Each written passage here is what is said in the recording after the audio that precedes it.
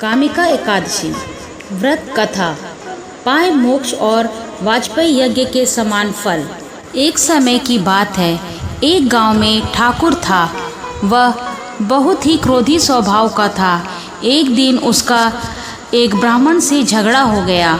उस दौरान उसने ब्राह्मण की हत्या कर दी। बाद में उसने अपने अपराध के लिए क्षमा मांगी और उसका अंतिम संस्कार करने की अनुमति मांगी, लेकिन उस गांव के ब्राह्मणों ने उसे अंतिम संस्कार में शामिल होने से मना कर दिया और उस ठाकुर पर ब्रह्म हत्या का दोष लग गया। ब्राह्मणों ने उस ठाकुर के घर भोजन करने से इनकार कर दिया। उसके किसी भी मांगलिक कार्य में ब्राह्मण नहीं जाते थे। समय व्यतीत होता गया। एक दिन उसे एक मुनि मिले। उस ठाकुर ने अपने मन की व्यथा उनसे कही और पूरी घटना को सच सच बताया। फिर उसने मुनि से पूछा कि ब्रह्म हत्या का पाप कैसे दूर होगा। तब उस मुनि ने कहा कि तुम कामिका एकादशी का व्रत रखो। यह व्रत श्रावण मास के कृष्ण पक्ष की एकादशी को किया जाता है।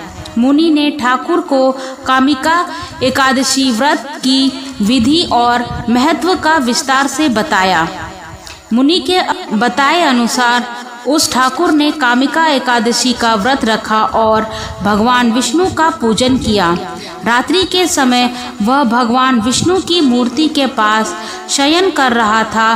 तभी स्वप्न में उसे श्रीहरि के दर्शन हुए। भगवान विष्णु ने उसे ब्रह्म हत्या के दोष से मुक्त करके क्षमा दान किया।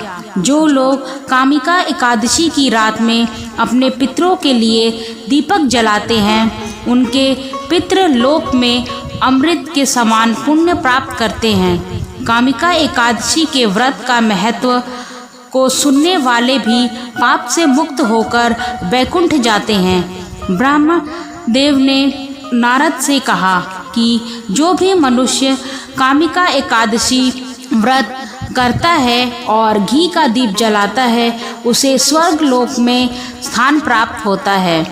वह पाप से मुक्त हो जाता है। जय श्री हरि विष्णु।